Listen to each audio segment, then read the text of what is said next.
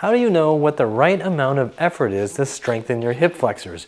Are you trying too hard? Or maybe you're not trying hard enough. In this video, I'm going to help you find the right effort to strengthen your hip flexors. I made a video recently about how to build hip flexor strength safely, and I talked about not using 100% effort all the time. I mentioned that you should use 40%, 50%, 60, 70%, and change your intensity levels based on how your body's feeling. One very engaged viewer, Pam, asked, what the heck is 40%? How do I know what 100% is? What is 70%? And she mentioned that she's from the school of no pain, no gain, and that seems to just keep putting her into pain. So she asked, what tools can you use to measure 70% or 60%? So let me clarify that for you, and you can use this not just for your hip flexors, but for any muscle in your body. So first you need to understand that we're not going to be using any external tools or high-tech anything or anything that you need to buy, because frankly, I think that is the road to perdition. Wasn't that a book like 1,000 years ago? Can you just go back to your corner, please? Nope. In general, I don't recommend trying to buy external things to fix internal problems. Why do you keep looking at new surfboards then, buddy? Please stop checking my browser history. Your secrets are safe with me, buddy. In any case, I always encourage people to just imagine you're stuck out in the middle of nowhere and you don't have access to all the high-tech fancy gizmos and gadgets, and then figure out what you can learn about your body just with your own body. The human body is an incredible machine with incredible feedback mechanisms if you calm down, relax, and listen carefully so that you can understand what your body is telling you. Now get out of the way. Now, since we're talking about a spectrum of 0 to 100, let's start with the easiest one to understand, and that is 0. This is 0% effort for my hip flexors and for pretty much all my other muscles except for the ones that control my mouth. My breathing is comfortable, gentle, and relaxed. I don't feel any stress. And if I stay here long enough, I'll probably fall asleep. Are we still, is this on? On the other hand, 100% effort is when you are so focused and grinding and trying so hard that you have no idea whether there's a past, present, or future because you're pretty sure it's gonna explode. In other words, you're probably not breathing, you're probably feeling a lot of pressure build up in your face, your head, and in your whole body. And if somebody took a picture of you, your face would probably look like this. And when you're giving 110% effort, you might actually be screaming.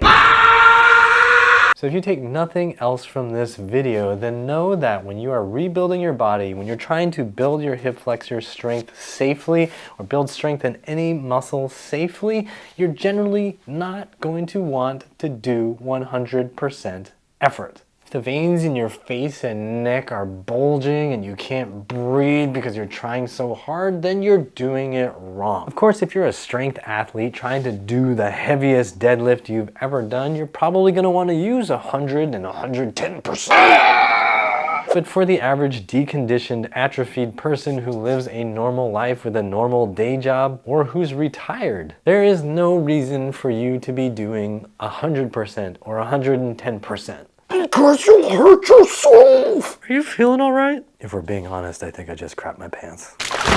Hey, I want to say a big thanks to Joel for the $50 donation via YouTube Super Thanks. If you want to support this channel too, use the donate link you'll find in the description box or the join and thanks buttons on YouTube. I also highly encourage you to go to my website to sign up for my newsletter so we always stay connected, and to find me on other social media channels just in case censors ever start saying they don't like what I'm saying. All right, thanks again. Now let's get back to it. So if you're doing a hip flexor exercise where you're just lifting the knee towards the chest and you feel like you're going, you're probably trying too hard. Reduce how hard you're trying so that you can still breathe and maintain that position. Relax a little bit, lower your leg, take a breath, get to a zone where you feel like you can still breathe, and wait. Being able to hold a position for 30 seconds while still being able to breathe and still using all the right muscles, including your abs to keep you stable and the actual hip flexor muscles, means you're going to be using probably the right effort. you won't be able to say it's exactly 65%. But when the muscles start to get fatigued after 20 seconds or so, and you're still able to breathe, you know you're probably at the right level. And as you get to the end of the exercise, you feel those muscles burning, but not so intensely that then you're doing it right. When you're waking up your body's sleepy muscles, you don't want to shock them by punching them in the face 17 times. You want to start to coax those muscles back to function with something that's tolerable, that doesn't feel out of this world. If you're doing repetitions, you're not looking to get fatigued after 3 reps. You're looking to find a level of challenge where you can keep going for around 10 repetitions. And as that gets easier, you can just bump up the repetitions, or you can add some weight by either putting on an ankle weight or grabbing a dumbbell and putting it on top of your thigh while you do some hip flexor work. But the key again is that you adjust the variables so it feels doable so you can still breathe. If you throw 50 pounds on your thigh, you're doing it wrong. There's no shame in making things easier for yourself so you can feel the right muscles working and then progressing back to harder versions. Maybe standing and doing hip flexor lifts isn't possible. So then you could just sit down in a chair and practice lifting your leg. And as you get better at it, start adding some weight so you can feel those muscles working. Or maybe even that's too hard, in which case you could lean back and make it easier for yourself to get that full range of motion without feeling like you're gonna poop your pants. You can do more repetitions or longer holds. Just keep it in a range where you feel like, okay, it's challenging but doable. If you feel like 2 days ago you really burned out your hip flexors, then today maybe you just go easier. Make things easier on yourself, but keep working on improving your general range of motion. Maybe the next week, if you're feeling really solid and connected to those muscles, you can use more effort. But notice you should still be able to breathe, especially if you're a beginner. And of course, as you get to expert level hip flexor strengthening, you can go to 100% and really push things, but that's your choice, and you should only make that choice when you are really confident in what you're doing. Because the closer you get to the 100% effort level, the more skilled you have to be at adjusting what's happening so you don't hurt yourself. Somebody who has absolutely no experience using their hip flexors should not start jumping into doing things like L-sits or really heavily weighted hip flexor lifts. Start slow because slow is safe. Fast is fast! So again, when you're training your hip flexors or any muscle that you're trying to re-engage and rebuild, remember to start off slower. Use an easier weight so that you can start to feel the right muscle kick in.